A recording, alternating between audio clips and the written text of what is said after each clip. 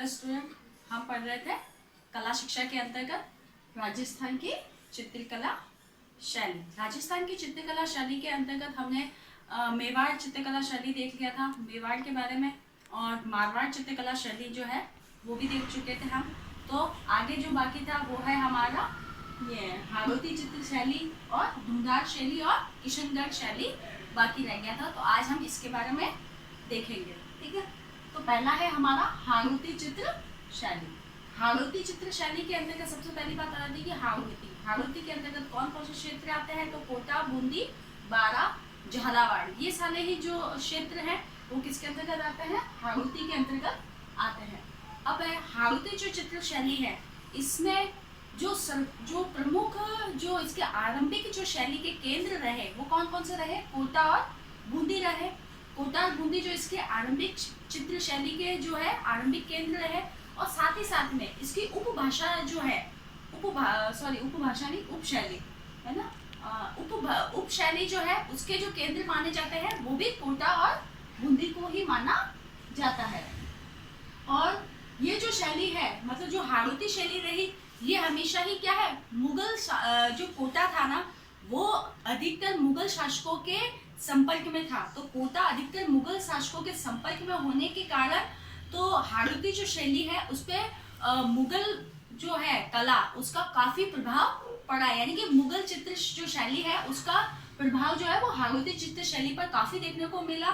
साथ ही साथ में यह शैली जो है वो ईरानी, दक्षिणी, मुगल, मराठा एवं मेवाड़ चित्र शैलियों से भी क्या थी, प्रभावित रही। यानी कि मेवाड़ शैली, मुगल शैली और ईरानी शैली, इन सब शैलियों से भी क्या है वो प्रभावित रही।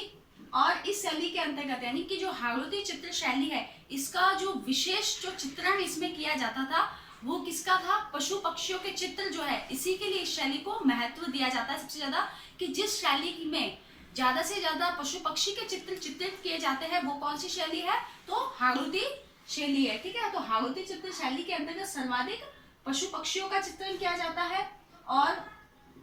और इसके अंतर्गत क्या है, कोटा शैली। कोटा शैली में तो क्या बताया गया है कि यहाँ तक जो नारियां हैं उनको भी क्या करते दिखाया गया है, शिकार करते हुए दिखाया गया है। यानी कि जो हाड़ौती शैली है इसके अंतर्गत कोटा शैली में एक महिलाओं को भी क्या है, स्त्रियों को भी शिकार करते हुए चित्र जो है चित्रण किया गया है, ये भी इस शैली की विशेषता है।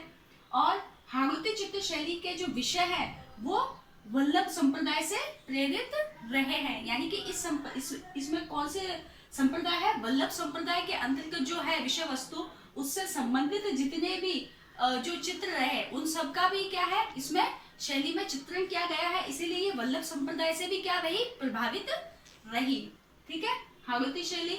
इसके बाद में नेक्स्ट हमारा आ जाता है धुंधार शैली, ठीक है। धुंधार शैली जो है ये इसके अंतर्गत राजस्थान का उत्तर पूर्वी भाग आता है, ठीक है। उत्तर पूर्वी क्षेत्र आता है जिसमें आता है जयपुर, अलवर, भरतपुर और शेखावाटी क्षेत्र आते हैं, ठीक है। तो धुंधार शैली में क्या है, राजस्थान का उत्तर पूर्वी इलाका आता है, ठीक है। तो उत्तर पूर्वी इलाका है उसमें जयपुर, अलवर, भरतपुर और शेखावाटी क्षेत्र आते हैं। अब शेखावाटी क्षेत्र के अंतर्गत कौन कौन से एरियाज होते हैं, तो चुरू, झुंझुनू, सीकर, ठीक है, ये जो होते हैं वो अपने शेखावाटी प्रदेश होते हैं। तो ये जो है वो भी किसके अंतर्गत आते हैं, धुंधार शैली के अंतर्गत ही आते हैं, ठीक है।